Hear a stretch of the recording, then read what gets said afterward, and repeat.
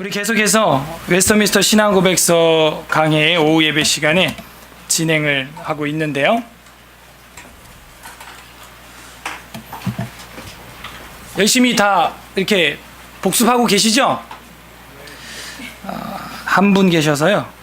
오늘 대복습은 이제 오늘 마지막입니다. 이제 복습 이렇게 안 할 겁니다. 왜냐하면 슬라이드가 계속 쌓이잖아요. 그러니까 이거 뭐 매주 복습하다가는 뭐 누적 복습이 제일 좋긴 해요. 사실은 누적 복습. 근데 우리가 그럴 만한 시간과 에너지가 안 되고 오늘 조금 복습량이 많겠죠. 그러면 이렇게 복습하고 새로운 이제 6항과 7항으로 넘어가게 될 겁니다. 이거 나무 보면 딱 생각나시죠? 네, 언뜻 생각이 날 겁니다. 우리의 신앙의 그 뿌리에 해당하는 부분은 구약 성경이라고 그랬고, 줄기에 해당하는 부분은 신약 성경이 아니냐 이렇게 좀 유비를 해봤습니다. 그리고 이제 무성한 가지와 이파리는 뭐에 해당한다 그랬어요? 네, 교리와 신학. 근데 이제 그 중에 신학이라고 이제 이야기를 제가 했고요. 이 나무를 지탱해주고 있는 수심이라고 하는 그 뼈대와 같은 척추와 같은 게 나이테 중간에 딱딱한 게 있다 그랬는데 그게 다리부터 머리 끝까지 뻗어 있는 수심, 그 교리다라고 이제 표현을 그렇게 했습니다. 그래서 한 나무를 제가 클론으로 했더니 나무를 우리가 한 사람의 신앙으로 한번 비유해 봤을 때 가능한 이야기 아니냐 해가지고 참 교리는 중요한 큰 흐름이다 그런 이야기를 했고요. 그래서 이 한 뼈대와 같이 이 척추와 같은 역할을 하는 교리, 우리에게 있는 그 교리가 뭐라 그랬어요? 이 교리에 해당하는 부분이 우리가 정립된 것이 바로 이 웨스트민스터 신앙고백서다. 그래서 약자로는 이제 영어로는 WCF 나오면은 웨스트민스터 신앙고백서의 그 약자구나 하는 것을 아시면 되겠습니다. 그래서 우리 신앙의 인생에 있어서 열쇠와 같은 역할을 해준다 그랬어요. 그래서 이게 전부는 아니지만 이 요약된 우리 신앙의 신조들을 공부할 때 이 작은 열쇠지만 이 열쇠가 있으면 문 열고 들어가서 많은 것들을 누려볼 수가 있는 게 되는 거죠. 여러분 집의 요약은 열쇠라 그랬죠. 그래서 이 웨스터민스터 신앙고백서 외미는 뭘 의미한다? 칼빈주의의 가장 완숙한 표현이라고. 오늘 새가족분들 칼빈주의 개혁주의 공부했죠. 그거를 말하는 거예요. 그래서 개혁주의 신학의 집대성이라고 불린다.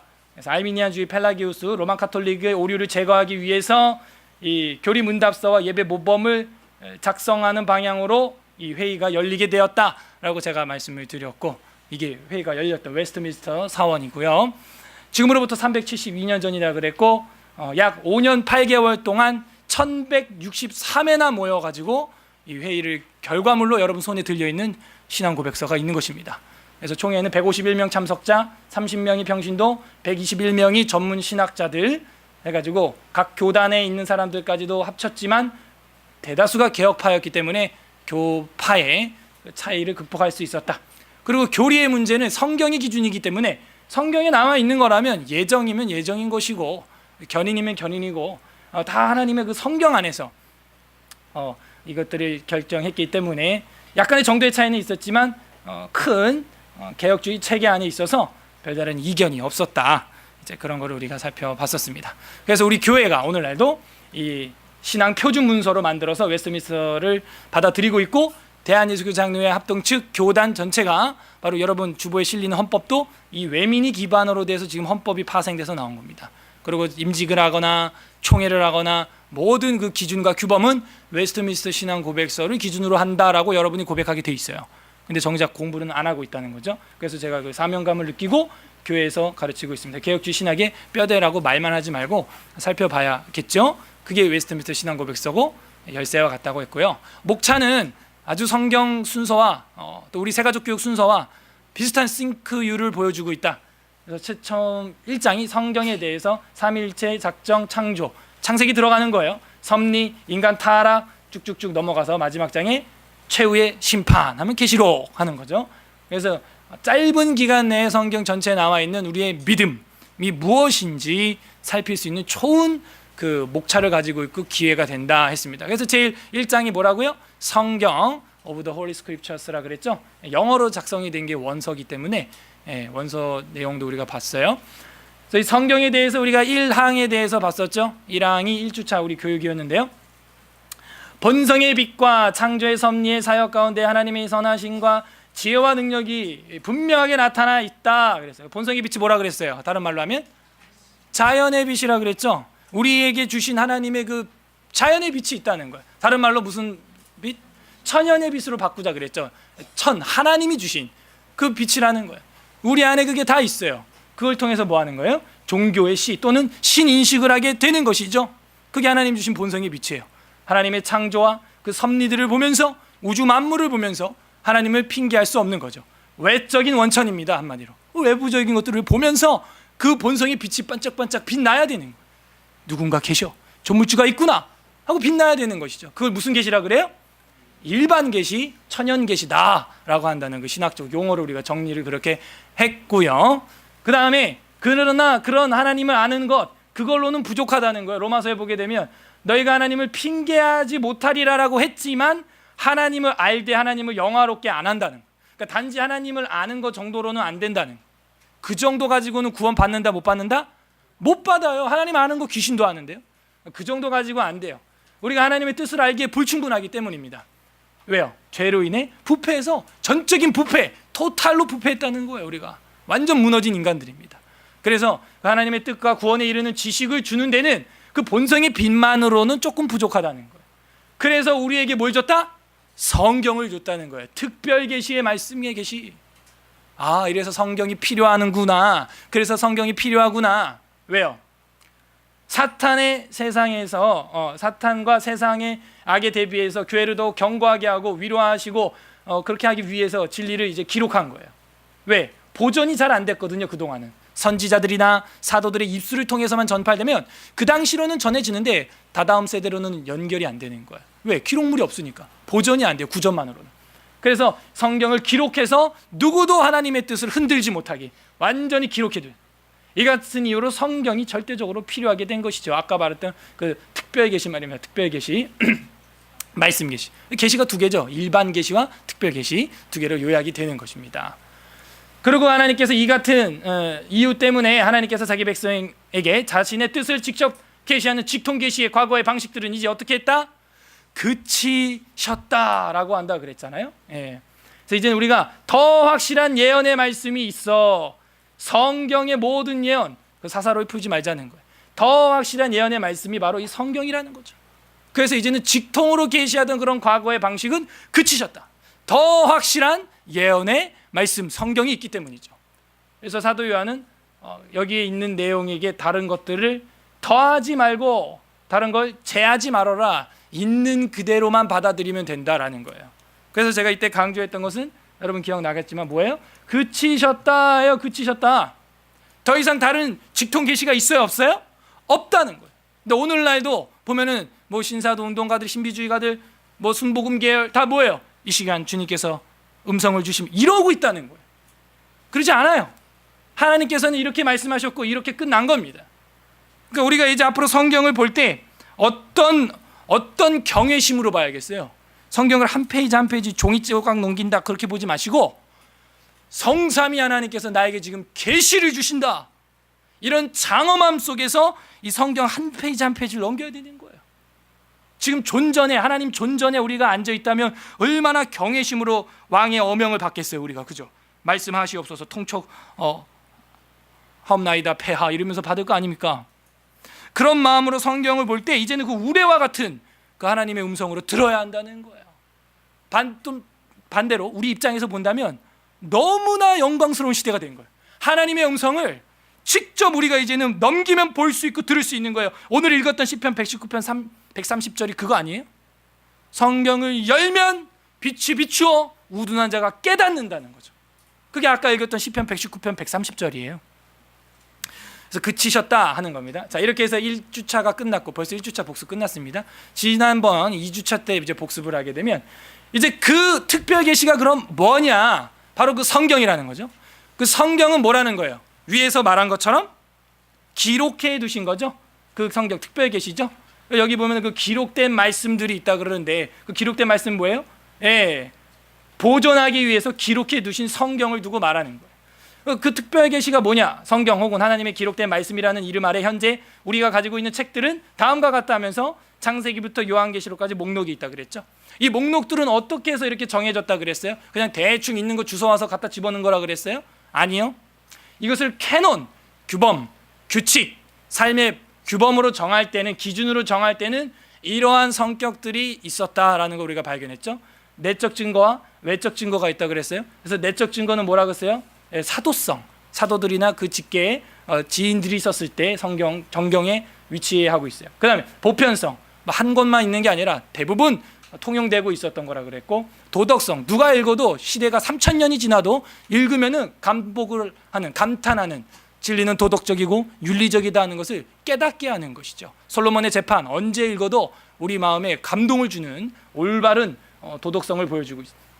통일성, 구약 신약이 통일적으로 흐르고 있고 다중저자들이지만 일치성을 보여준다 그랬어요. 복습이니까 빨리빨리 넘어갈게요. 자증성, 성경 스스로가 여호와의 말씀이다, 예수 그리스도께서 말씀하시되라고 말하고 있고, 신약 성경 자체가 구약 성경을 하나님 말씀이라고 말하고 있고, 또 신약 성경 자체가 신약 성경을 하나님의 말씀으로 거론하고 있어요. 그래서 이런 내적 증거들이 성경 자체에서 발견이 되고, 외적 증거로는 역사성이 있다 그랬죠. 지리학적, 고고학적, 언어학적으로 다양한 역사적으로 검증이 된다는 거예요. 성경이. 과학적인 이야기를 할 때는 1점의 틀림이 없이 정확히 성경이 말해주고 있다는 거예요. 우주과학부터 해서 지구과학부터 해서 다 모든 것들이 말이죠. 그 다음에 신령성, 인간의 지혜로 알 수 없는 것들이 기록하고 있고 그게 또 맞아요. 그리고 성령의 내주하심으로 그 성경으로 인해 사람이 변한다 라는 걸 이제 보여주고 있는 것이죠. 그런 내적 외적 증거가 있다 그랬어요. 그래서 구약 성경은 90년도에 얌니아 라피오에서 공식 채택이 된 것이고, 예수님께서도 누가복음에 보면 모세의 율법, 그 다음에 선지자 그 예언서, 그리고 시편이 나를 가리켜 기록된 것이다라고 예수님이 말하고 있어요. 그래서 구약 성경에 대해서는 재론의 여지가 없다. 누가복음 11장 50절에도 보면 이 51절에 아벨의 피로부터 제단 성전 사이에서 죽은 당한 사가랴의 피까지 너희가 다 감당해라. 근데 이거는 구약 시대를 말하는데 아벨과 사가랴를 기억하라 그랬죠. 아벨은 창세기 4장에 나오죠. 그 다음에 스가랴는 역대하 24장에 나와요. 근데 여긴 이거는 뭘 의미한다 그랬어요? 구약 성경 전체를 말한다 그랬죠. 왜냐면은 우리 히브리 성경이 아닌 우리가 갖고 있는 지금 성경은 창세기하고 역대 상하서가 여기 있지만, 예수님 당시의 히브리 성경은 창세기가 여기 있고 역대기가 제일 마지막에 배치하고 있습니다. 그래서 구약 성경 전체를 지칭하는 것이다라고 그랬고, 신약은 AD 397년에 칼타고에 의해서 공식적으로 27권이 캐논으로, 정경으로 이제 결정이 난 겁니다. 그래서 베드로 사도께서 성경은 모든 예언의 말씀인데 이 성경을 사사로이 풀 것이 아니다, 하나님의 뜻으로 된 거기 때문에, 성령의 감동으로 된 거기 때문이다 라고 말하면서 뭐라 그러냐, 바울이 쓴 글 있죠, 바울 편지를 다른 성경과 같이라고 표현하면서 동일한 성경으로 두고 있어요. 그래서 그 바울의 편지에도 이러한 일과 관하여 말하였을 때 그 중에 알기 어려운 것들이 덜어 있으니 무식한 자들과 굳세지 못한 자들이 다른 성경과 같이 그것을 억지로 풀다가 스스로 멸망에 이르렀다 하면서 다른 성경과 같은 도열의 바울의 편지를 놓고 있죠. 신약 성경입니다. 즉, 그래서 다른 성경과 구약 성경, 그리고 바울의 편지, 신약이 우리 지금 들어와 있는 신약, 이거를 동일하게 하나님의 성경으로 보고 있다는 거예요. 이해하고 계시죠? 그 다음에 이 모든 책들은 하나님의 영감으로 되어 있다 하는 거예요. 그래서 모든 성경 하나님의 감동으로 되어 있으므로 라고 말하고 있는 것이죠. 이거 하나님의 영감으로 되어 있다, 이게 중요한 것입니다. 그 다음에 이제 외경은 무효하다 그랬죠. 외경은 왜 무효하다 그랬어요? 1546년 트렌트 회의에서 포함된 거예요. 삽입된 거예요. 그래서 저거는 1000년 뒤에 들어간 거기 때문에 우리한테 의미가 없다라고 말을 한 겁니다. 우리가 외경 중에 이제 위경도 하나 빼가지고 봤죠. 무슨 뭐 천사들이 인간들이랑 결혼해서 애를 낳는데 그 애 키가 뭐 1km가 넘고 뭐 말도 안 되는 이런 내용이 이 외경과 위경 전서에 들어있는 걸 봤는데, 그 애들이 이제 천사의 자식들이 커가지고 키가 3000규빗인데 인간들을 잡아먹고 진격의 거인, 뭐 이런 것들, 그러니까 진격의 거인이나 작년에 나왔던 영화 노아라는 영화나 그런 게 다 여기 외경에서 채택해서 뺀 거예요. 그 노아 영화 보면 거기도 자이언트 나오죠. 돌, 거인, 천사들. 그러니까 우리가 이런 걸 알면은 그런 문화도 읽을 수 있는데, 그거는 외경 위경인 에녹서를 가져다 만든 거지 성경 정경을 가지고 만든 영화가 아니었다 하는 걸 우리가 알게 됩니다. 예수님 뭐라 그래요? 오해라는 거예요. 오해. 너희들은 부활의 때는 장가도 시집도 안 가고 하늘에 천사와 같이 되는데 무슨 천사가 애를 낳아? 이건 예수님이 직접 하신 말씀이에요. 정경과 정확히 충돌하잖아요. 그러니까 저런 위경과 외경은 우리에게 사용 가치가 전혀 없다 하는 것이죠. 그래서 고린도전서 4장 6절에 보면은 형제들아 내가 너희를 위하여 이 일에 나와 아볼로를 들어서 본을 보였으니 너희로 하여금 기록한 말씀 밖으로 넘어가지 말아라 하는 거예요. 그 넘어가면 저런 판타지가 이제 열리게 되는 것입니다. 그 다음에 성경의 권위의 근거는 하나님께 있다 이런 말을 했어요. 그러니까 뭐라 그래요? 성경의 권위는요, 그 권위 때문에 우리는 성경을 믿고 순종하는 것이지 어떤 교회가 정했으니까, 어떤 교황이 사람이 정했으니까 그걸 권위 있게 받는 게 아닙니다. 어떤 사람 때문에 우리가 이 성경을 하나님의 말씀으로 믿는다면 사람이 성경보다 위에 있는 거예요. 이 사람이 이걸 정경으로 정했다는 거예요. 그렇게 말하면 이 성경 위에 사람이 있는데 이런 구조는 우리가 믿는 구조가 아니다라는 거예요. 그다음 교회의 증거. 교회가 이거를 정경으로 골랐다 아니라 그랬죠. 그러면 성경보다 교회가 위에 있는 거예요. 교회가 성경을 정해야 돼요? 성경이 교회를 정해야 돼요? 성경이 교회를 정해야 된다. 이제 이런 말을 했습니다. 그래서 이런 구도도 아니다. 이제 이런 말씀을 드렸어요. 그래서 이거는 사람의 뜻으로 된 것이 아니니라라고 바울 사도도 이야기를 하고 있습니다. 지금 계속 복습 중이에요. 그래서 하나님의 말씀으로 받아야 한다라는 게 계속해서 우리가 성경에서 확인을 한 것이죠. 이제 마지막 복습 항이네요. 그래서 이 성경 하나님의 말씀이라는 증언들을 우리가 아까 그 뭐 무슨 성, 사도성 하는 거 봤잖아요. 그걸 지금 길게 정한 거예요. 성경의 신령함, 뭐 신령성, 뭐 그런 거 있죠. 그다음에 웅장함, 내용의 일치성, 통일성, 뭐 이런 거 아까 우리가 도표로 동그라미 도표로 봤죠. 그래서 이게 전체가 내용의 전체의 목표, 그다음에 이런 것들이 하나님께 영광을 돌리는 것, 인간의 구원의 유일한 길을 밝혀주는 충분한 내용 전개, 이 외에도 많은 비교할 수 없는 좋은 점들이 이 성경 안에서 발견된다는 완전성, 통일성, 다중저자지만 그래서 말씀에 의하여 말씀을 가지고 증언하시는 성령의 내적 사역에 의해서 성경은 더 하나님의 말씀이라는 것으로 증명된다는 거예요. 성경을 통해 사람이 변한다는 거예요. 변화받고 성령의 내주하심이 역사가 일어난다는 것이죠. 그래서 그 성령께서 진리 가운데로 우리 인도해서 그 진리로 말미암아 우리를 변화받게 한다는 거예요. 이 구절은 오늘도 볼 겁니다. 자, 여기까지 복습 끝이에요. 그다음에 오늘부터 이제 새로운 내용 6항과 7항을 이제 다시 보게 될 겁니다. 6항입니다. 좀 길죠? 6항이 좀 어렵고요. 이제 7항이 좀 쉬워요. 그래서 6항과 7항이 다른 내용이 아니라 한 통입니다. 사실은 한 내용이에요. 그래서 우리 다 같이 한번 6항을 읽어 보겠습니다. 좀 길지만 잠도 깰 겸 기지개 키우면서 한번 읽어 보세요. 시작. 하나님 자신의 영광과 인간의 구원, 신앙과 생활에 필요한 모든 것에 관하여 하나님이 가지고 계시는 모든 계획은 성경에 분명하게 기록되어 있거나 아니면 선하고 적절한 논리에 의하여 성경에서 연역될 수 있다.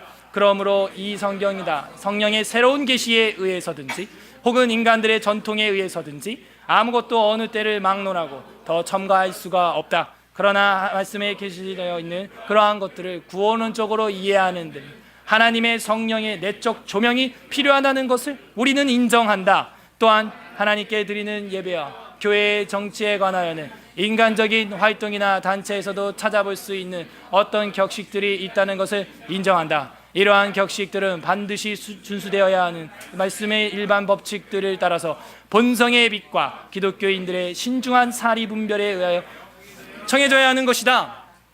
첫 번째 단락까지는 이해가 되는데 이 뒤에 좀 번역이다 보니까 조금 어려울 수가 있어요. 자, 이제 하나하나 차근차근 보겠습니다. 6항에 대한 소제목은 저는 요걸 따왔어요. 제가 이거는 없는 건데 만든 거죠. 성경의 충족성과 성령의 내적인 조명. 이게 6항의 엑기스입니다.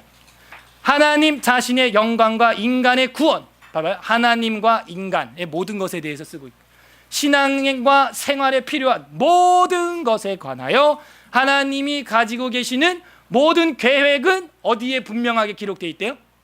성경에 분명히 다 기록되어 있다는 거예요. 다시 하나님 자신의 영광, 인간의 구원, 신앙과 생활에 필요한 모든 것은 분명하게 성경에 기록되어 있다는 거예요. 이런 걸 뭐라 그러냐? 성경의 명백성이다라고 하는 거예요. 명료성이라고도 하죠. 성경은 뭘 가지고 있다? 명백성을 가지고 있다는 거예요. 명백해요. 분명하게 기록되어 있거나 아니면 선하고 적절한 논리에 의해서 성경에서 연역될 수 있다. 이게 좀 어려운데요. 분명하게 기록되어 있는데 왜 연역 추론을 해야 되냐는 거예요. 그 왜 그럴 것 같아요? 그 이유는 이와 같습니다. 그 하나님의 종결된 계시의 성경 말씀은 인간의 모든 영적, 육적 삶의 생활을 위하여 완전히 충분히 하여서 새로운 계시를 필요하지 않을 만큼 기록이 돼 있지만, 이것은 삶의 세부적인 모든 내용을 기록하고 있다는 내용이에요. 여러분, 성경의 삶의 디테일한 모든 내용이 다 시시콜콜하게 다 적혀 있나요? 담배 피지 말아라, 술은 몇 잔 먹어라, 먹지 말아라, 뭐 다 그렇게 돼 있나요?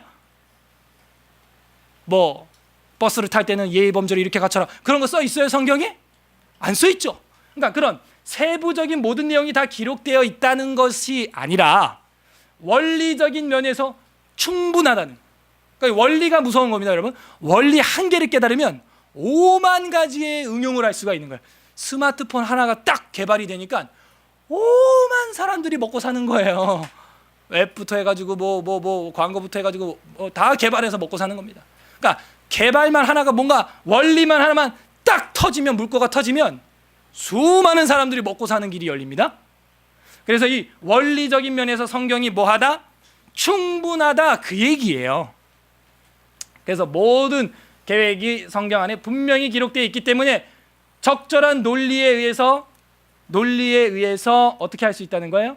연역될 수 있다, 추론될 수 있다. 다른 말로 하면 연역될 수 있다, 추론될 수 있다. 이걸 다른 말로 하면 해석될 수 있다 하는 거예요. 그러니까 성경의 그 원리가 충분하게 기록이 되어 있으니까 그 원리를 따라서 우리 삶의 행보를 정하면 된다는 거예요. 무슨 얘기인지 아셨어요? 원리적인 면에서 다 기록되어 있으니 창조 원리, 그죠? 이 창조 원리를 하나 깨달으면 우리가 어떻게 살아야 되는지 다 보이죠. 네, 모든 걸 자연스럽게, 많이 있는 걸 많이 먹고 적게 있는 걸 적게 먹고, 그렇게 하라는 거예요. 원리를 깨달으면 이런 만 가지 적용을 할 수 있다는 거예요. 그걸 지금 이야기해 주고 있습니다. 근데 여기 보면은 거기다가, 그 성경에다가 성령의 새로운 계시에 의해서든지 혹은 인간의 전통에 의해서든지 아무것도 어느 때를 막론하고 더 첨가될 수 있다 없다? 없다는 거예요. 왜? 이미 완벽하게 연역될 수 있을 만큼 원리적인 면에서 다 기록이 되어 있기 때문에, 혹은 디테일한 면에서 다 기록되어 있기 때문에 성경에다가 성령의 새로운 계시에 의해서나 전통에 의해서 더 첨가될 수 없다는 거죠. 더 첨가될 수 없어요. 영으로나 말로나 또는 우리에게 받았다는 편지로나 주의 날이 이르렀다고 해서 쉽게 마음이 흔들리거나 두려워하거나 하지 말아야 하는 것이라. 그러니까 어떤 사람은 영으로, 내가 영으로 받았대. 어떤 사람은 내가 직접 들었대. 어떤 사람은 뭐 편지를 받았대. 쓰지도 않았는데 바울은. 자꾸 그런 식으로 하는 것은 거짓말이라는 거예요. 오늘날도 그러죠. 성령께서 어젯밤에 나한테 말씀하셨대, 내게 임했대. 그렇게 해서 자기를 굉장히 신령한 척으로 만드는데 그렇게 하지 말라는 거예요. 신천지가 그러죠. 영으로 이만희 속에 예수님이 오셨다. 지금 영으로 그렇게 하지 말라는 거예요. 그러면 안 된다는 거예요. 그러나 우리나 혹 하늘로부터 온 천사라도 우리가 너희에게 전한 복음 외에 다른 복음을 전하면 저주를 받을지어다. 이거 외에 다른 소리 하지 말라는 거예요. 우리가 전한 말이었거니와 내가 지금 다시 말하노니, 만일 누구든지 너희가 받은 것 외에 다른 복음을 전하면 저주를 받을지어다 라고 말하고 있다는 거예요. 그래서 새로운 계시가 들어갈 수 없고, 또 전통, 예수님이 말하는데요, 바리새인들이 그 장로의 전통을 따라서 그 손 꼭 씻고 먹어야 한다고 자꾸 이러니까 예수님 뭐라 그래요? 사람의 계명으로 교훈을 삼아 가르치니 나를 헛되이 경배하는도다 라고 말하고 있어요. 율법에 나와 있는 성경이나 지키지 장로들의 전통, 여기에만 목매고 있다는 거예요. 그런 자들 참 헛되이 나를 어떻게 한다? 경배한다는 거예요. 경배하긴 하는데 어떻게? 헛되이 경배하고 있다는 거예요. 여기 말고도 고르반이라는 거 아시죠? 부모님께 해야 될 것을 하나님께나 했으니까 뭐 부모님께는 안 해도 돼. 그것도 헛되이 경배하는 거예요. 그런 엉뚱한 짓 하지 말라는 거예요. 그래서 그런 전통 혹은 새로운 계시, 그런 걸 갖다 성경을 대신할 수 없다는 겁니다. 그러나 말씀으로 계시되어 있는 그러한 것들을 구원론적으로 이해하는데 하나님의 성령의 내적 조명이 필요하다는 것은 우리도 인정. 즉 성령의 새로운 계시로 지금 우리에게 있는 성경을 대신할 수 없고, 전통으로 지금 우리에게 있는 성경을 첨가할 수 없다고 해서 성령님은 지금 필요 없다라고 말하지 말라는 거예요. 성령님이 지금 우리에게 절실하게 필요한 이유는 뭐냐면 성령 하나님께서 우리에게 내적으로 조명해 주셔야 우리가 그 기록된 계시된 말씀을 이해할 수 있기 때문에, 구원론적으로 이해할 수 있기 때문에 성령님의 사역은 여전히 건재하다라는 거예요. 성령 하나님의 사역은 여전히 건재하다는 거예요. 그걸 뭐라 그래요? 성령의 내적 뭐라고요? 조명. 조명이라는 말 나오면 이제 이해하셔야 돼요. 정리해 볼까요? 성령의 영감, 하나님의 감동, 감화로 말미암아 성경이 기록되고, 하나님의 조명, 성령의 조명으로 말미암아 그렇게 기록된 성경이 깨달아지고, 성령의 충만함으로 말미암아 그 성경, 기록된 성경을 이렇게 전파하는 거예요. 저 혼자만 신났죠 지금? 다들 피곤하신 것 같은데. 그런 거예요. 다시 정리해 볼까요? 성령의 영감, 감동, 감화로 말미암아 성경이 기록됐고, 성령의 조명하심으로 성경이 깨달아지고, 깨달아진 사람이 성령에 충만하니까 전하지 않고는, 교회를 개척하지 않고는 견딜 수 없는 거예요. 이게 성령의 역사라는 겁니다. 그러므로 성령의 역사는 지금도 여전하다는 거죠. 단 새로운 계시, 자꾸 성령님께 내가 어젯밤에 뭐 들었는데 이거 위험하다는 거죠. 이거 위험하다는 거죠.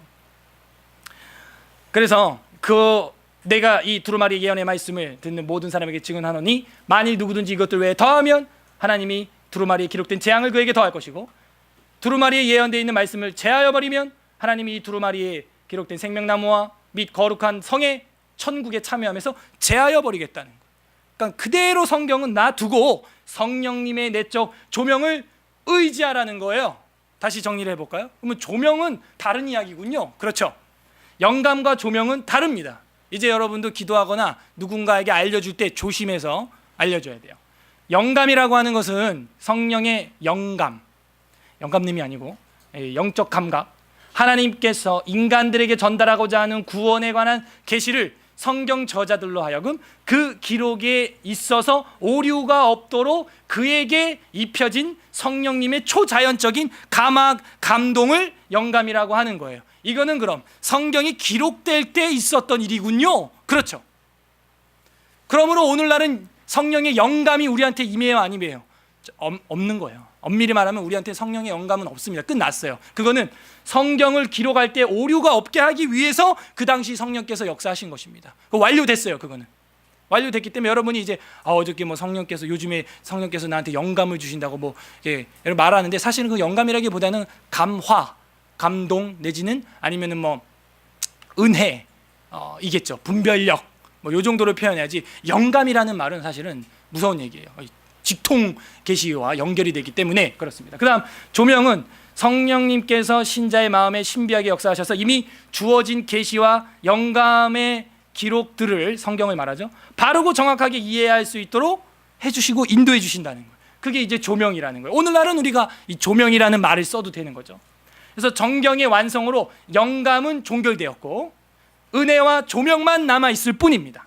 그래서 이 은혜와 조명에 대해서는 우리가 마음껏 누리고 마음껏 성령의 충만함을 받아야 될 줄로 믿습니다. 우리 교회가 말하는 성령 충만은 그거예요.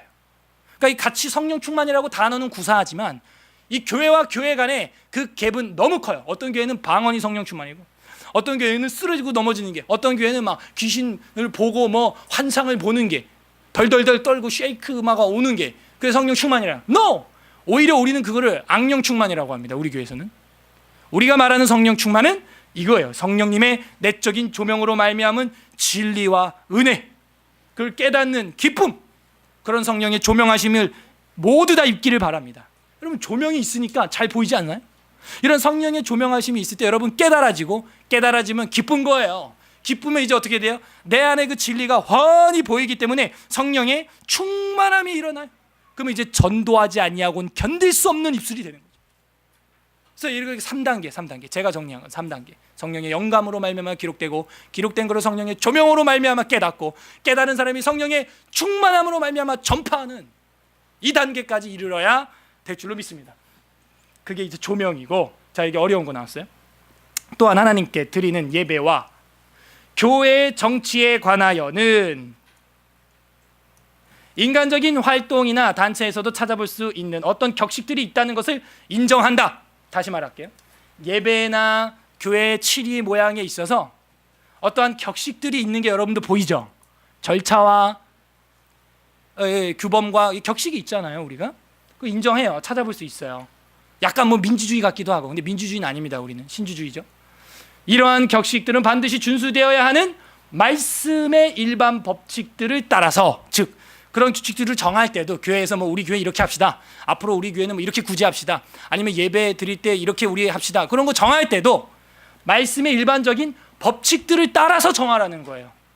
그런 인간적인 어떤 폼을, 어떤 이런 예도를 정할 때 말이죠.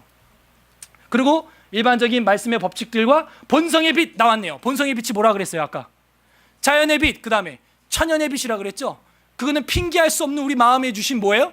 양심과 같은 거예요. 하나님이 계신다라고 말할 수밖에 없는 환경이죠. 그것처럼 너희 속에 있는 그 본성의 빛, 천연의 빛, 양심이 있으면 조물주를 믿어야 될 거 아니에요. 저 꽃을 보면서, 해달별을 보면서 말이죠. 그와 같이 그런 우리 안에 본성의 빛이 있지 않냐. 그 본성의 빛으로 예배나 교회 정치나 이런 것들을 아주 그 젠틀하게 신사숙녀답게 정하라는 거예요. 우리 안에 뭐가 있으니까? 양심이 있으니까. 양심이 있잖아요. 양심이. 근데 뭐가 문제예요? 교회 안에 양심도 없이 행하는 목회자가 있거나 양심도 없이 행하는 장로가 있을 때는 그 교회는 이제 뭐 맨날 싸우는 거예요. 그래서 우리 안에 있는 그 양심이 망가지면 안 되겠어요. 그 양심을 잘 보존해야 됩니다. 그 정말 중요한 하나님이 주신 본성의 빛이에요. 빛. 그래서 그 본성의 빛과 기독교인의 신중한 사리 분별에 의하여 정해져야 하는 것이다. 이 얘기를 왜 여기다가 지금 6항 끝에 붙였냐면은 연역될 수 있다, 이 말 때문에. 연역될 수 있다. 모든 것이 추론될 수 있는데 그 추론을 하고 다양한 것들을 한 개의 원리로 500가지 적용을 할 때는 이와 같이 적용을 하라는 거예요. 말씀의 일반적인 법칙과 본성의 빛과 신중한 사리 분별을 우리에게 주신 하나님의 은혜가 있으니까 그를 활용해서, 말씀을 의지해서 그런 연역될 수 있는, 해석될 수 있는 우리 삶에 적용을 하라는 거예요. 굉장히 신사적인 방법이고 성경적인 방법이고 멋진 방법이다. 저는 그렇게 생각이 됩니다. 이게 6항, 성경의 충족성과 성령의 내적인 조명. 그로 인해서 우리 삶의 예배와 교회 정치뿐만 아니라 여러분 가정, 교육, 자녀 문제 다 이런 신중한 사리 분별력으로 본성의 빛을 사용해서 말씀의 법칙을 따라 정하라는 거예요. 이해되셨나요?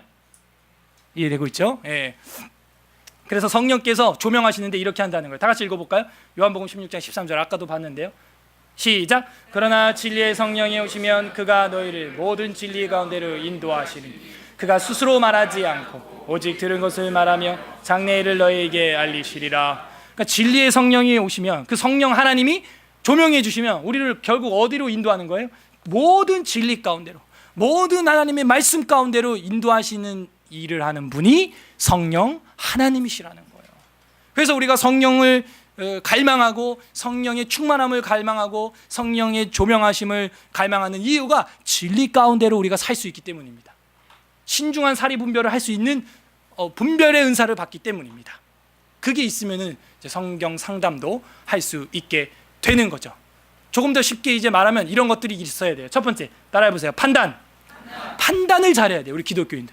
본성의 빛까지 있고 변치 않는 진리의 말씀도 있고 성령의 조명하심도 있고 사리 분별력이 있다면 판단, 분별이라고 성경에는 많이 나오는데요. 분별을 잘해야 돼요. 분별을. 여러분 분별 잘해서 이 교회 오신 줄로 믿습니다.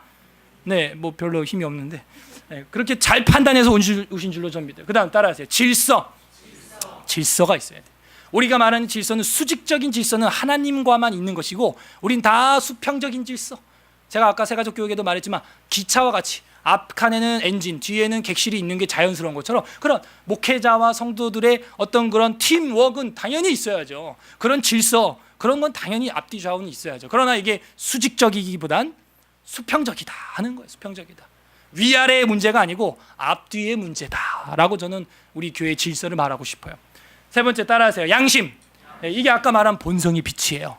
여러분 심장에 청진기를 탁 대봤을 때 정말 그 양심의 심장이 제대로 뛰고 있느냐?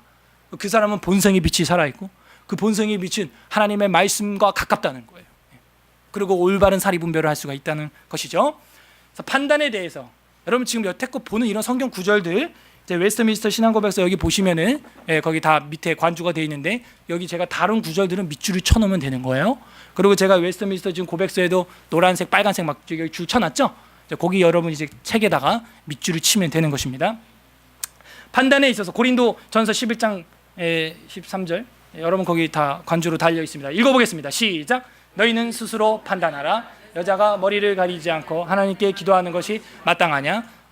이 당시는 여자들이 머리에 두건을 썼기 때문에 우리나라도 100년 전만 해도 그랬죠. 여성분들은 머리 두건 쓰고 교회당에 온 그 사진들을 우리는 기독교 박물관에서 쉽지 않게 볼 수가 있습니다. 오늘날은 그런 게 부끄러움이나 수치가 아니기 때문에 문화적인 차원이에요. 여자가 머리를 가리지 않고 하나님께 기도하는 게 마땅하냐? 그렇지 않지 않냐? 여자가 머리 안 가리도 되면은 머리 한번 잘라 밀어봐라. 남자처럼 빡빡 밀어봐. 부끄럽지? 그러니까 머리를 가리고 다녀라. 그래서 뭐 하라는 거예요? 너희는 스스로 판단하라는 거예요. 그런 거를. 우리도 오늘날 볼 때 저희가 교회 주보에 맨날 광고로 제가 예배에 경건한 복장으로 와주세요. 무릎 아래 치마를 입어주세요. 이거 스스로 우리가 판단하는 거 아니에요? 성경에 그런 거 있어요? 무릎 위 치마 입고 예배당에 오면 저주를 받을진저 이런 거 있습니까? 그런 거 없거든요. 그러니까 이런 것들이 바로 우리가 연역된 것입니다. 다. 근데 그 원리를 찾아볼 수 있죠. 눈으로 여인을 보고 음란한 마음을 품은 자는 벌써 가늠하였나니 이런 말씀 있잖아요. 그게 원리인 거예요.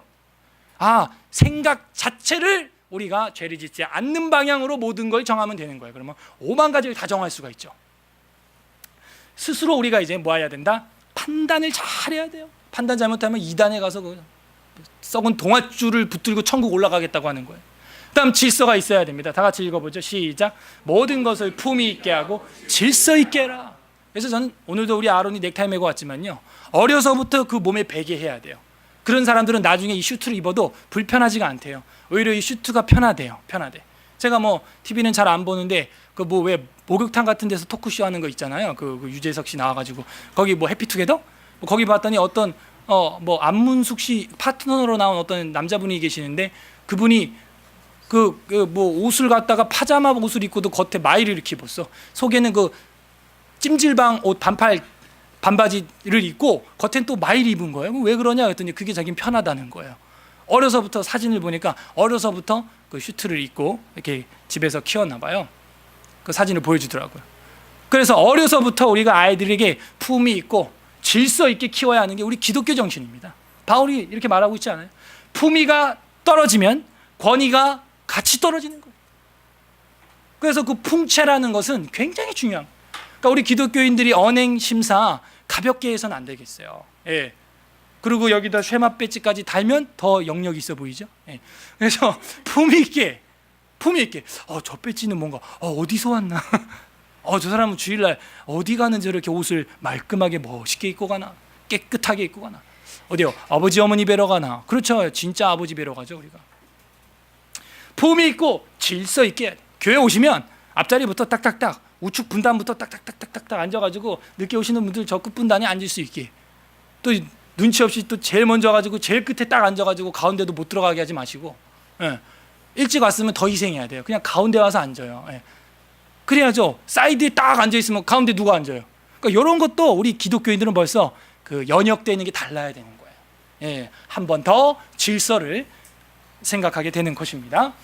그래서 질서가 있어야 돼. 그다음 양심이 있어야 된다. 양심이 살아 있어야 되고 본성의 빛이 살아 있어야 된다 그랬죠. 다 같이 읽어보겠습니다. 이것도 관주가 있을까요? 다 같이 읽죠. 시작. 누가 착한 양심을 가지라. 어떤 이들은 이 양심을 버렸고 그 믿음에 관하여는 파선하였느냐. 이거는 관주가 안 달려 있을 겁니다. 그래서 바울이 말합니다. 믿음과 양심을 and로 놓고 있어요. A and B. 믿음 and 양심 이렇게 놓고 있는 거예요.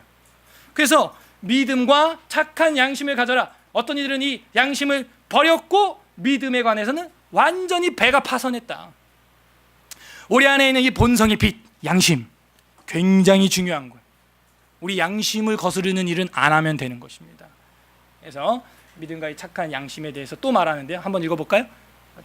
디모데전서 4장 2절 시작. 자기 양심이 화인을 맞아서 외식함으로 거짓말하는 자들이라. 근데 이 양심이 마귀에게 불도장, 화인, 하고 이걸 맞으면요, 이젠 거짓말 밥 먹듯이 하는 거예요. 신천지처럼, 이단들처럼 거짓말을 밥 먹듯이 하는 거예요. 모략이라고 하면서 양심이 화인이 맞은 거예요. 화인. 화인은 어디다 하는 줄 아시죠? 스티그마라는 것인데 노예의 어깨에다 지져버리는 거예요. 마귀가 뭐야? 넌 내 노예야 이러고 지져놓은 거예요. 그게. 그러니까 여러분이 뭐 껄핏하면 사기치고, 껄핏하면 그냥 뭐 거짓말하고, 껄핏하면 그냥 이중장부하고, 헌금 쓱 빼돌리고 화인 맞음. 그러니까 우리 양심을 지켜야 돼. 너희 믿음이 아니에요. 너희 양심이라고 말하고 있어요. 자, 이 양심이라고 하는 것이 뭐냐? 헬라어로 보게 됐더니요, 시네이데시스 이렇게 돼 있는데, 이 시네이데시스라는 말은요, 공통된 지각이다. 즉 도덕적 의식, 양심이라는 거예요. 즉 이 양심은 나 혼자만의 기준이 절대 아닙니다. 오해하지 마세요. 나는 괜찮아. 그게 아니에요. 공통된 지각입니다. 누가 봐도 검은 건 검고 흰 건 희다라는 게 공명돼야 되는 거예요. 나만 뭐 도둑이야, 양심이 뭐 사람 죽여도 뭐 괜찮은데 뭐 그러면 그 괜찮은 거예요? 아니죠. 그거는 시네이데시스는 공통된 지각, 도덕적 의식을 말하는 거고, 그 어원이 뭐냐면 시네이도에서 시네이데시스가 나왔어요. 그래서 이 시네이도는 함께 본다라는 거예요. 마음으로 본다, 함께 안다라는 거예요. 누가 봐도 공감되는 거. 그래서 우리 장년부 회의, 청년부 회의를 하는 거 아니에요? 그래서 이제 공감대를 찾는 거예요. 그게 본성의 빛을 찾는 것이죠. 그래서 이 양심이라고 하는 것은 공통된 지각이다 하는 거, 이걸 잊지 마시기를 바랍니다. 벌써 끝났네요. 이제 마지막 7항, 성경의 명백성이다 라는 걸 계속해서 연장선에서 보여주고 있습니다. 우리 다 같이 한번 읽어볼까요? 7항을 읽겠습니다. 시작. 성경에 있는 모든 것들은 그 자체가 한결같이 명백하거나 모든 사람에게 한결같이 분명하게 받아들여지지는 않는다. 그렇지만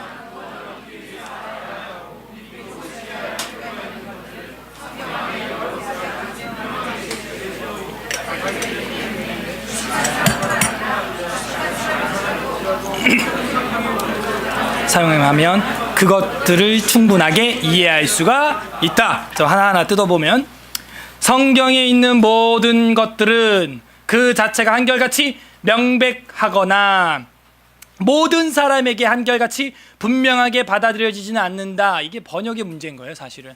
아니, 분명 명백하다고 위항에서는 말해놓고 여기 와서는 무슨 한결같이 명백하지는 않고 한결같이 분명하게 받아들여지지 않는다라고 쓰고 있냐. 이 말은 무슨 얘기냐면요, 명백한데 모든 사람들에게 다 그렇게 똑같이 깨달아지지는 않는다는 거예요. 어떤 사람은 그 명백한 말씀을 명백히 깨닫는데, 어떤 사람은 그 명백한 말씀을 한 번 봐서 모르는 거야. 두 번, 세 번 봐도 모를 수 있고, 지도하는 자를 따라봐야 명백히 깨닫는 사람도 있다는 얘기죠. 그래서 그 깨닫는 속도의 차이를 말하는 거예요. 어떤 사람은 명백히 깨닫지만 어떤 사람은 명백하게 한결같이 분명하게, 우리 여기 지금 웨스트민스터 배우고 있지만 여기 있는 모든 사람이 다 한결같이 똑같은 수준으로 다 딱딱딱 깨닫고 있습니까? 지금 아이들은 아이대로, 어른들은 어른대로 깨닫고 있는 것이죠. 그래서 이게 한결같이 분명하게 받아들여지지는 않는다라는 말이 그런 말이에요. 명백한 걸 제가 지금 말하고 있죠. 저는 명백한 걸 말하고 있지만 이 모든 사람들에게, 우리 아이부터 어르신까지 다 명백하게 지금 한결같이 딱 알아지지는 않는다는. 그래서 이런 말씀이 있죠. 또 그 모든 편지에 또 이런 일에 관하여 말하였으되 그 중에 알기 어려운 것이 있어요, 없어요? 있다고 돼 있네요.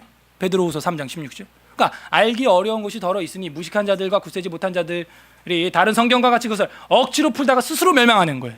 그러니까 우리 젊은이들이 잘 모르는데 그걸 막 억지로 해석하다가 이단이 되는 젊은 이단자가 될 수가 있어요. 그래서 이게 성경이 어려운 것들이 덜어 있다 없다? 있다 하는 거예요. 다 같이 읽어볼까요? 시작. 제자 중 여럿이 듣고 말하되 이 말씀은 어렵도다. 누가 들을 수. 이거 다 관주에 여러분 달려 있는 겁니다. 어려운 게 있는 거예요. 예수님이 말씀을 했는데 어떤 사람들은 깨닫는데 어떤 사람은 야, 이 말씀은 좀 어렵다. 이거 누가 들을 수 있겠냐. 이런 말들을 한다는 거죠. 지금 못 알아들은 예에 대하여 제가 지금 보여드리고 있습니다. 제자 중에 서로 말하되 우리에게 말씀하신 바 조금 있으면 나를 보지 못하겠고 또 조금 있으면 나를 보리라 하시며, 이거는 이제 조금 있으면 못 보는 건 돌아가시는 거고, 십자가에 보리라 하는 것은 부활하시는 걸 말하는 거죠. 또 내가 아버지께로 감이라 하신 것이 무슨 말씀이냐. 또 저건 예수님이 승천한다는 얘기거든요. 근데 그걸 아직 목도하지 못한 제자들은 도대체 무슨 말인지 못 알는 거예요. 명백히 예수님은 말했어 지금, 그죠? 애매하게 말한 거 없어요. 예수님 명백히 얘기했어요. 내가 죽을 거고 부활할 거고 승천할 거다. 우린 다 알고 있죠, 명백히. 근데 못 알아듣는 사람이 있다는 거예요. 예. 그래서 사도행전에 보게 되면 데살로니가에 있는 유대인들은 바울이 하나님의 말씀을 베레아에서도 전하는 줄 알고 거기서 가서 무리를 움직여 소동했어요. 즉 유대인들은 바울이 말하는 복음을 알아들은 거예요? 못 알아들은 거예요? 못 알아듣고 오히려 깡패 집단이 돼가지고 소동하게 돼가지고 바울 뒷공문이 따라다니면서 바울 오히려 죽이겠다고 온 인생을 불태우고 있다는 것입니다. 그래서 모든 사람에게 명백히 받아지지는 않는다는 것입니다. 그렇지만 구원을 얻기 위해서 알아야 하고 믿고 지켜야 할 필요가 있는 것들은 성경 안에 여러 곳에 아주 분명하게 제시되어 있고, 분명하다는 게 명백성이죠. 밝혀져 있기 때문에 유식한 사람뿐만이 아니라 지식이 없는 사람일지라도 통상적인 방법을 적당히 사용하기만 하면 충분히 다 깨달을 수 있다 없다, 이해할 수 있다는 거죠. 이게 성경의 명백성이에요. 그러니까는 못 알아듣는 사람이 있을 수도 있는데 통상적인 방법을 잘 사용하면 워낙에 아주 분명하게 제시되어 있어서 충분하게 이해할 수 있다는 거예요. 여기서 또 하나 이해 안 되는 단어가 있죠. 통상적인 방법이라는 게 도대체 뭐냐는 거예요. 그 통상적인 방법을 제가 소개를 해드리면 톱니바퀴를 기억하면 되겠어요. 첫 번째, 이건 필기해야 될 겁니다. 평행 본문 비교라는 통상적인 방법이 있어요. 성경을 보는데 오전에도 제가 사용했던 방법 중에 하나입니다. 열왕기하서 15장을 보는데 이 아사랴가 뭐 하는 인간인지 모르겠어요. 근데 역대기 26장을 가보더니 우시아라고 하는 농사짓기 좋아하는 사람이었고, 이 사람이 교만해가지고 나병이 걸려서 죽었던 사람이라는 거예요. 평행 본문을 이용하면 이런 유익을 얻으면서 뭘 깨달아요? 하나님의 마음을 깨닫게 되는 거예요. 교만한 자를 물리치시는 하나님의 마음을 보게 되는 것이죠. 그래서 이 평행 본문 비교법이라는 것이 통상적인 방법 중 하나라는 거예요. 그래서 여러분 이런 거 있어요. 병행 사복음서라 그래서 마태, 마가, 누가, 요한복음을 한 페이지 안에 다 집어넣은 게 있어요. 우리 학교 교수님 정우택 교수님이 쓴 건데요. 요거 저도 하나 갖고 있습니다. 여러분도 관심 있으면 봐봐요. 마태, 마가, 누가, 요한복음에 전부 다 오병이어 사건이 있거든요. 이거를 나는 한 번에 놓고 좀 보고 싶어요. 한 번에 놓고 좀 보고 싶은 거야, 비교해서. 그러면 요 책을 보면 돼요. 마태, 마가, 누가, 요한복음이 한 번에 딱 병행이 되어 있어요. 이거는 사복음서 마태, 마가, 누가, 요한복음까지만 딱 되어 있습니다. 그래서 신학생들이나 신대원 준비하는 사람들이 많이 보는 그런 성경이에요. 그래서 이렇게 대조를 할 수 있게 되어 있는 것입니다. 그 다음에 열왕기서, 사무엘서, 이거 평행 본문 대조, 이것도 저희 지도 교수님이었던 황선우 교수님, 저번에 우리 여기 오셨었죠? 벌써 추억이 되셨죠? 왜 죄송하지만 이렇게 머리숱 없는 교수님 한 분 오셔서 통역했잖아요. 그 레탐 목사님, 그 영국에서 오신 목사님 통역자로 오셨었잖아요. 그 교수님이 쓴 거예요, 황선우. 그 교수님이 이제 만든 거예요. 사무엘서, 열왕기서, 그리고 이제 역대기서 평행 본문 대조집이 있어요. 이거는 신학생들도 잘 몰라. 이런 거. 구약의 평행 본문들을 다 모아다가 이렇게 딱 배열을 한 거예요. 그래서 저걸 보면은 아까 제가 말한 거 있죠. 아사랴, 우시아, 이게 딱 비교되어 있어요. 그래서 한 번에 볼 수가 있습니다. 한 번에. 즉 이런 평행 본문 비교 방법이 통상적인 방법이고, 이런 방법을 사용할 때 더 하나님 말씀 깨닫는데 큰 도움이 된다. 두 번째, 역본 비교가 있어요. 역본 비교는 여러분 잘 알죠. 성경 번역본이 여러 개 있지 않습니까? 그런 거 이제 여기 나의 사랑하는 책이라는 게 있어요. 나의 사랑하는 책 4.5 뭐 이런 게 있는데, 이거는 프리웨어예요. 그냥 공짜로 다 받아보면은, 저도 성경 볼 때 저걸 가끔 이용합니다. 여러 역본을 한 번에 볼 수가 있어요. 물론 한글 역본이고요. 디럭스 바이블 인터내셔널 버전 뭐 이런 게 있죠. 뭐 이거 회사 제가 홍보하려는 게 아니라 예를 들면 이런 프로그램들이 많아요. 뭐 이거 말고도 베델 프로그램도 있고 뭐 베들레헴도 있고 뭐 별게 다 있어. 뭐 그런 거 사용하면 돼요. 저도 이거 우리 청년들이랑 공동 구매했거든요. 돈이 없을 땐 불법으로 이제 어둠의 경로로 쓰다가 이래도 안 되겠다 해가지고 이제 공동 구매를 했습니다. 그래서 이걸 쓰고 있고, 이 바이블 웍스는 이거는 더 심도 있는 건데, 이거는 사본까지도 다 비교 대조를 할 수 있는 것인데 안타깝게 영어로밖에 없습니다. 우리 교회 수준을 제가 믿기 때문에 이렇게 실어봤어요. 영어로만 있지만 바이블 웍스, 이거는 정말 신학자들이 활용하는 아주 전문 프로그램이죠. 이것도 우리 교회에서 한번 공동 구매를 한번 했으면 좋겠습니다. 어둠의 경로로 이제 가지고 있는 거 말고 이제 제대로 하나 구매했으면 좋겠어요. 그래서 뭐 하자는 거예요? 다양한 성경들의 그 역본 비교를 함으로써 하나님의 그 뜻을 헤아리는데 도움을 얻을 수 있다 하는 것이고, 세 번째, 주석 자료 비교가 있어요. 근데 주석은 조심해야 될 것이 제대로 된 걸 봐야 되는 것이죠. 칼빈 주석, 매튜엘린 주석, 박윤선 주석 정도는 제가 추천을 합니다. 하지만 칼빈 주석 안에도 받아들이지 못한 게 있는 거예요. 우리가 받아들일 건 받아들이고 버릴 건 버려야 하는 것이죠. 주석 자료 비교가 있고, 그다음 신주의 도움, 우리가 지금 공부하고 있죠. 도움이 되세요? 예, 웨스트민스터 신앙고백서 신주의 도움을 받고 있어요 우리가. 그다음에 하이델베르그, 도르트 신주. 오늘 세가족 공부 시간에 도르트 회의 뭐 그런 거 나왔었죠. 도르트 뭐 그 도르트 회의에서 만든 게 도르트 신주예요. 웨스트민스터 신앙고백서와 비슷한 시기에 만들어진 건데, 이건 네덜란드에서 화란, 이건 이제 영국에서. 근데 이제 도르트 신조가 조금 더 먼저 만들어졌죠. 그리고 뭐 개혁교회학 뭐 헤르만 바빙크라는 학자가 조직 신학을 쫙 해놓은 건데, 아무튼 그런 책은 너무 많으니까 많이 하지 말고 이제 우린 요 정도, 웨스트민스터 신앙고백서나 하이델베르그 도르트 신조. 신주의 도움을 받으면 또 이 통상적인 방법이 되는 거예요. 성경 사전을 참고하면 도움이 됩니다. 추천합니다. 새 성경 사전, 이거는 반드시 성경 연구를 좀 한다 하는 분들은 가지고 있어야 돼요. 뉴 바이블 딕셔너리라고 되어 있는데 저도 하나 가지고 있습니다. 그래서 새 성경 사전 저걸 하나 갖고 있으면 되겠고, 다른 것들은 뭐 로고스나 참고하면 되겠어요.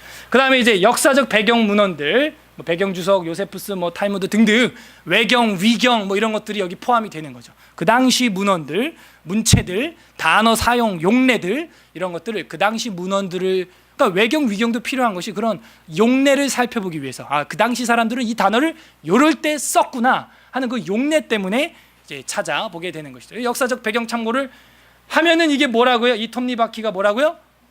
통상적인 방법이 되는 거예요. 근데 가장 중요한 건 우리는 그 통상적인 방법과 함께 성경 텍스트 본문을 봐야 되는 거예요. 또 저 책 보다가 성경 못 보는 이런 주객이 전도되는 이 사단의 덫에 걸리면 안 됩니다. 그래서 주석 매니아가 돼가지고 성경은 안 보고 주석만 보고 있더라, 이러면 이제 또 망가지는 거예요. 저도 주석 저거 다 있지만 잘 안 봐요. 솔직히 성경 보다가 좀 난해한 단어들 있으면 잠깐 주석 보고 뭐 이 정도입니다. 저거 뭐 무슨 저거 독서하면은 무슨 독서력 올라가는 줄 알고 자꾸 보시는데 그러지 않아요. 성경 자체를 봐야 된다는. 성경을 볼 때 순서를, 이제 이것도 통상적인 방법입니다. 독학자들이 보통 이렇게 보는 거죠. 봐봐요. 통상적인 방법을 따라서 저런 평행 본문 비교나 지도하는 사람들을 따라서 여러분 지금 공부하고 있지만, 그러면 지도하는 그 사람은 누구한테 배웠냐 이거예요. 그 스승에게, 뭐 교수에게, 아니면 그 목사님 선배에게 배웠을 수 있지만, 그러면은 그 윗사람은 또 누구한테 배웠냐 이거예요. 거의 독학이라고 볼 수 있는데, 노호 목사님 같은 경우도 통상적인 방법을 도움을 얻었지만 본인이 독학해서 배운 깨달은 것들이 많이 있죠. 그런 거예요. 그런 거 할 때 요령을 또 이제 제가 알려드리는 거예요. 아까 건 누가 이루어 놓은 주석책, 누가 이루어 놓은 사전, 누가 이루어 놓은 평행 본문 대주집, 이런 걸 우리가 도움받잖아요. 근데 내가 그거를 도움받지 못하는 상황이라면, 그죠? 어떻게 해야 되냐 이거죠. 제일 먼저 단어에 관심을 가져야 돼. 성경 볼 때 한 단어 한 단어 찍어보는 거예요. 그래서 이게 무슨 의미고 무슨 뜻인가, 뭐 원어까지도 할 수 있다면 헤쳐보는 거예요. 그 다음에 그 단어 속에서 문장을 쫙 읽어보는 거예요. 예. 제가 설교 준비할 때 쓰는 주의 방법 중에 하나입니다. 문장을 전체를 보는 거예요. 문장을. 그리고 어떻게 해요? 그 문맥의 흐름을 보는 거죠. 아, 지금 앞절과 뒷절과 앞장과 뒷장이 지금 문맥의 흐름이 지금 이런 교차 대꾸법이구나, 수미 쌍관법이구나, 뭐 이런 것들이 나오는 거예요. 그 다음에 장을 보는 거예요. 그 한 장 전체를 보면서, 아, 이 장 전체에서 말하는 주제는, 대주제는 정신나가 나왔스, 뭐 이렇게 한다든지, 뭐 그 대주제를 보는 거예요. 그 장을 보다가도 깨달아지지 않는다, 그러면 책 자체를 다 봐야 돼. 열왕기하서 전체를 봐야 되는 거예요. 열왕기하서 전체를 보고 그 책 통째를 보면서 이제 그 내용들을 파악해야 되는 거죠. 그래도 이해가 안 된다, 그럼 구약 전체를 봐야 돼요. 아까 열왕기하서 보니까 이해가 안 되죠. 아사랴 이해가 안 되는 거예요. 그러니까 구약 전체를 보다가 역대기에서 탁 걸리는 거예요. 우시아구나. 그래서 이 한 책을 통째로 봐도 이해가 안 됐대. 열왕기하 통째로 봐도 이해가 안 됐죠. 근데 그 책을 넘어서 구약 전체를 보니까 이제 이해가 되는 것이죠. 근데 구약을 전체를 다 봤어요. 그래도 이해가 안 돼. 그럼 어떻게 해요? 신약까지 봐야 돼. 반대로도 마찬가지입니다. 역도 성립하죠. 신약을 봤는데 이해가 안 된다, 그럼 구약 전체를 봐야 되는 거예요. 이렇게 신구약을 봐도 또 난해하고 잘 이해가 안 되는 게 있다. 그럴 때 이제 역사적인 배경 문헌들을 참고해 보는 거예요. 요세푸스라든지 탈무드라든지 외경, 위경, 이런 것들을 보면서 그 당시 헬라인들이 썼던 그 헬라어가 어떤 용례로 위경이나 외경에서도 쓰였는지 우리가 참고합니다. 이거는 위경이나 외경을 진리의 말씀으로 받는다는 이야기가 아니에요. 오해하시면 안 돼요. 그 당시 헬라어 용법이 어땠는지를 보자는 것이죠. 그 내용을 진리로 믿자는 게 아니에요. 그래서 역사적, 문화적, 언어적 상황을 잘 봐서 최대한 하나님 마음에 가까운 그런 해석을 우리가 해야 한다는 것입니다. 그러면서 성령님의 조명하심을 구하고 애쓰고 힘쓰면서 우리 다 같은 그 본성의 빛을 따라 공통된 합의된 관점으로, 공통된 안목으로 하나님을 볼 때, 하나님의 말씀을 볼 때 우리가 입에서 아멘이라는 공명이 일어나는 거예요. 그렇게 해서 혼자 이제 공부를 할 때는 이런 이제 표적, 이런 공부 방법, 그래서 제가 이렇게 표적으로 이렇게 해놨습니다. 그래서 톱니바퀴하고 이 표적을 이제 기억하면 되겠어요. 그게 뭐다? 통상적인 방법이구나. 뭐 여기 이거 말고도 많이 있겠죠. 또 또 많이 있겠죠. 뭐 전도사의 도움을 받는다, 뭐 교사의, 부모님의 뭐 등등등 뭐 여러 가지 있을 수 있습니다. 그래서 여러분 교재 33페이지 보세요. 33페이지 첫째 줄인가요? 거기 보게 되면 이런 말이 있죠. 그런 통상적인 방법을 사용하는데 어떤 자세를 가져야 되느냐? 다 같이 이거 읽어보겠습니다. 시작. 그러나 부지런하게 그리고 착실하게 하다가 말다가 하지 않고 연구하는 사람들은 하나님의 깊은 것들의 진리를, 그렇죠, 통상적인 방법을 사용하는데 왔다가 빠졌다가 2주 쉬었다가 잠깐 보였다가 한 달 방학했다가 또 나왔다가 그런 식으로 하지 말라는 거예요. 제가 이게 재밌어서 싫었어요. 사실은 뭐라고 쓰고 있어요? 그 교재에 있는 말입니다. 이게 하다가 말다가 하지 말고 하려면 어떻게 하라는 거예요? 그래서 제가 책상에 한번 앉으면 못 일어나는 이유가 이 한번 딱 하면요 쭉 가야 이게 통일성이 있거든요. 설교라든지 이런 자료 준비라든지 이런 게 말이죠. 그래서 어제도 한 3시, 4시 넘어졌어요. 새벽에. 그러니까 그렇게 날 새도 뭐 시간 가는 줄 모르는 거예요. 왜냐면 이거 중간에 놔버리면 다시 또 이거 뭐 해야 되는. 그래서 여러분이 그런 통상적인 방법을, 일반적인 법칙인 말씀을 따라서 본성의 빛을 가지고 우리의 올바른 사리 분별력을 가지고 그 말씀들을 저런 통상적인 여러 가지 방법을 사용하되 하다가 말다가 하지 마시고 할 때 쫙 하고 한 달락이 끝나면 쉬고 이런 식으로 해야 어떤 하나님의 진리를 발견하게 된다는, 진리의 빛을 보게 된다는 것입니다. 그것이 그 통상적인 방법이에요. 그래서 적당하게 사용하기만 하면은 그것들을 충분하게 이해할 수가 있다. 이제 마지막 성경 구절인데 오늘 본문이죠. 이 뒤에 2절 더 있긴 합니다. 다 같이 읽어보겠습니다. 시작. 주의 말씀을 열면 빛이 비추어 우둔한 사람을 깨닫게 하시나이다. 그러니까 하나님의 말씀을 열면 명백하기 때문에 우둔한 사람이 깨닫게 돼요.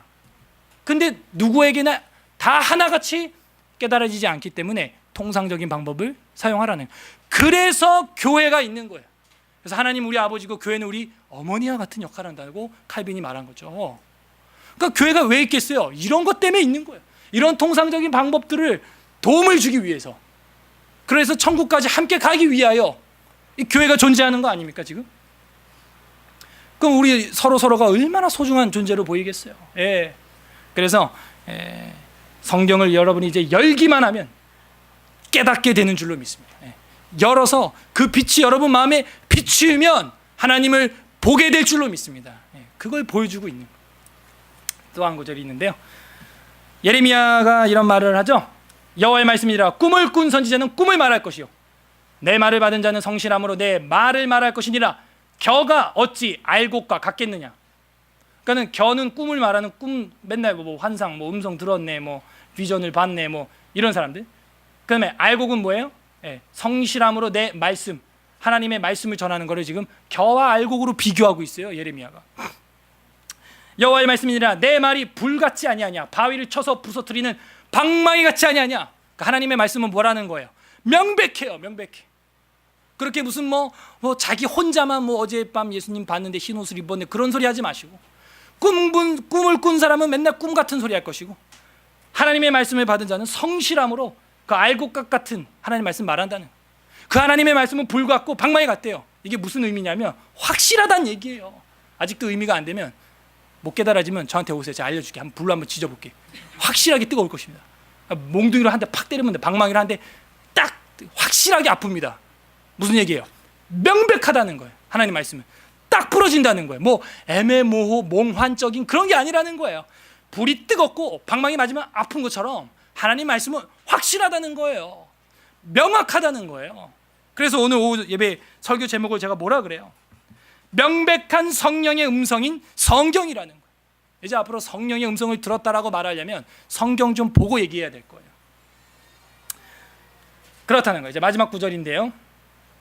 네, 다 같이 한번 읽어보겠습니다. 사도행전 17장 11절에서 12절 시작. 베레아에 있는 사람들은 데살로니가에 있는 사람들보다 더 너그러워서 간절한 마음으로 말씀을 받고 이것이 그러한가 하여 날마다 성경을 상고하므로 그 중에 믿는 사람이 많고 또 헬라인의 귀부인과 남자가 네, 이 상황 아까도 나왔던 상황인데요. 유대인들은 못 믿어서 깡패들을 사주해서 바울을 핍박하는 일에 아까 못 알아들은 예에서 제가 하나 성경 읽었죠. 기억나십니까? 방금 전인데. 그러니까 유대인들은 바울이 말한 이 하나님의 말씀을 못 알아들어가지고 오히려 그 저자의 괴악한 사람들을 끌고 와서 깡패들 시장통에서 끌고 와서 바울을 핍박하는 일에 동조했지만 지금 베레아에 있는 사람들은 오히려 그 반대로 하나님의 말씀을 받고 날마다 상고했다는 거예요.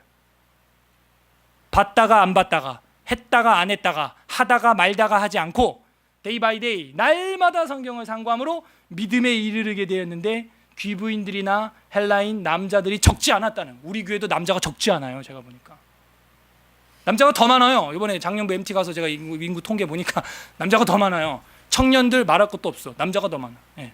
그러니까 이게 남자가 많은 이유가 뭔지 알겠죠? 남자들은 보통 감성을 의지하기보다는 이 하나님의 알고 싶은 논리, 하나님의 그 말씀, 깨닫고 싶은 어떤 그런 영적인 욕구 이런 게 세요. 배워서 또 하나님의 말씀을 통하여 깨달아서 논리적으로 합리적으로 하나님을 좀 알고 싶은데 기존 교회에서는 뭐라 그래요? 주여 삼차하고 그냥 방언 받으면 된다는 거야. 혀 돌아가면 하나님 있다는 거야. 그냥 그런 식으로 하니까 남자들이 적어요. 기존 교회는. 근데 우리 교회는 남자들이 많은 이유로 이제 성경적이다라는 거예요. 저는 괴리감이 굉장히 청년들 알 거예요. 제가 청년들 만나면 늘 고민이 그거였어요. 빨리 여자 전도해와. 맨날 이 소리 했는데 제가 이제 그 소리 안 할 겁니다. 정상이에요, 정상. 그럼 우리 교회에 있는 여자들은 뭐냐? 귀부인이에요.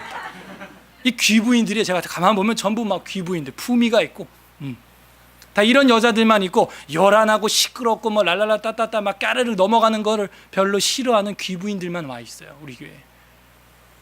아무도 아멘을 안 하시네. 그래서 제가 이렇게 만나보는 자매 청년들이나 여기 집사님들이 상담해보면 다들 그런 성품을 본성의 빛을 가지고 있는 거예요. 그래서 참 안타깝지만 우리 형제들에겐 안타까운 소식이지만 아무튼 그렇다. 남자들이 많지 않은 것입니다. 네. 그래서 통상적인 방법을 사용했더니 믿음이 생겼다는 믿음이. 그러므로 우리가 충분히 이해할 수 있다. 오늘은 좀 시간이 오버됐지만 복습하느라고 10분 뭐 갔다고 생각하시면 정시간에 이제 마무리된 것 같습니다. 그래서 우리가 오늘은 7항까지 이렇게 공부를 했습니다. 이 시간 우리 하나님 말씀을 생각하면서 같이 기도했으면 좋겠는데요. 하나님 말씀은 애매모호하지 않습니다. 주의 말씀은 열면 빛이 비추어 어두운 사람들을 깨닫게 하는 능력이 있는 명백한 불 방망이 같은 계시의 말씀인 거예요. 이제 우리가 하나님 말씀 그렇게 내 손에 잡히게 있는데 그 아버지의 우레와 같은 계시의 말씀을 펼쳐보기는커녕 엉뚱한 것을 찾아 헤맸던 우리의 삶을 회개하오니 용서하여 주시옵소서. 하나님 음성 듣는 방법, 무슨 학교, 무슨 훈련, 엉뚱한 곳에 나 잘돼 보기 위해서 한번 애써봤는데 주님 용서하여 주시옵소서. 하나님의 명백한 빛과 같은 불과 같은 방망이와 같은 성경을 이제 펼치게 하시고 그 성경을 펼쳐서 볼 때마다 직통계시를 받는 심정으로 엎드려 경외함으로 성경 말씀을 받게 하여 주시옵소서. 우리 그렇게 기도했으면 좋겠어요. 이제 성경 볼 때 마음가짐을 달리하세요. 창조주께서 직접 우리에게 말씀하시는 것입니다. 그렇게 하나님 가까이 있음에도 찾지 않았던 것에 대한 회개와 이제는 그 진리를 따라 살아가겠다는 결단 우리 다 같이 하도록 하겠습니다. 기도하겠습니다. 하나님 아버지 감사드립니다. 주의 말씀